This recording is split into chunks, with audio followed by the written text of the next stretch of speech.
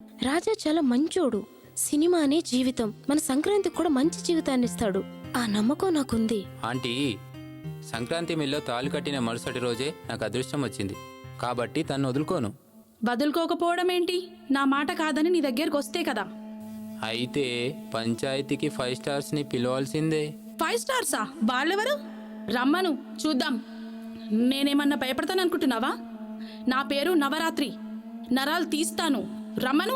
ఒక్కసారి వెనక్కి తిరిగి చూడండి. అత్త, వీళ్ళంతా నా పంచాయతీకి ఎందుకు వస్తారనుకుంటున్నావా? వస్తారు. ఎందుకంటే సినీ పరిశ్రమలో మాలాంటి వాళ్లకు ఎలాంటి ప్రాబ్లమ్స్ ఉండకూడదని, జీవిత ఆశయాన్ని సాధించడానికి జీవిత భాగస్వామ్యం హెల్ప్ కావాలని వస్తారు. చిన్ని, రాజా చాలా మంచోడు. నువ్వు ఊహించిందేం జరగదు. ఇది నిజం. నువ్వు సర్టిఫికెట్ ఇస్తే సరిపోదు. 1 మినిట్ ఆంటీ.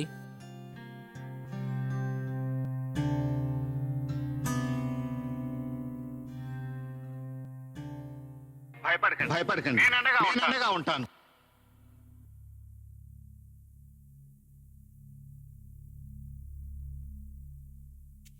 ఆంటీ, జీవితంలో ఏదో ఒకటి సాధించాలనుకుంటారు. అందులో కొందరు గవర్నమెంట్ ఉద్యోగులుగాను, కొందరు సాఫ్ట్వేర్ ఉద్యోగులుగాను ఎదురు చూస్తుంటారు. మరికొందరు డాక్టర్ అవ్వాలనుకుంటారు. అలాగే నేను కూడా సినిమా డైరెక్టర్ అవ్వాలనుకున్నాను. తప్ప ఆంటీ? సినిమా వాళ్ళు అంటారే, సినిమా వాళ్ళకు పిల్లనివ్వడానికే భయపడతారే, ఎందుకు? అందరిలాగే సినిమా రంగంలో ఏదో ఒకటి సాధించాలనే కోరికుండడం తప్ప? మీలాగే అందరూ ఆలోచిస్తే ఈ రంగంలోకి ఎవరూ రారు. అప్పుడు మనం ఏం కోల్పోతామో తెలుసా ఆంటీ? వినోదం. వినోదం లేకుండా ఈ ప్రపంచంలో ఎవరు ఉండరు, ఉండలేరు.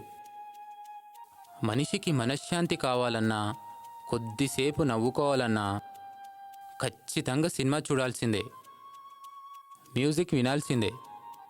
అలాంటి పరిశ్రమకు వచ్చిన వాళ్ళకి ఎందుకు పిల్లనివ్వరు?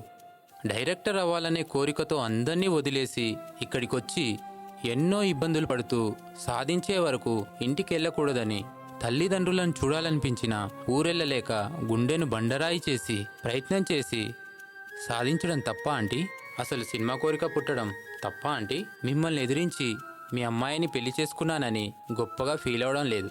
కానీ సంక్రాంతి మెల్లో తాళి కట్టిన మరుసటి రోజే నాకు డైరెక్షన్ ఛాన్స్ వచ్చిందని హ్యాపీగా ఫీల్ అవుతున్నాను. అందులో మీ మందారాన్నే హీరోయిన్గా సెలెక్ట్ చేశారు.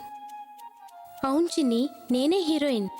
ఆంటీ, సంక్రాంతి నిన్నటి వరకు మీ కూతురు, కానీ ఇప్పుడు నా మహాలక్ష్మి.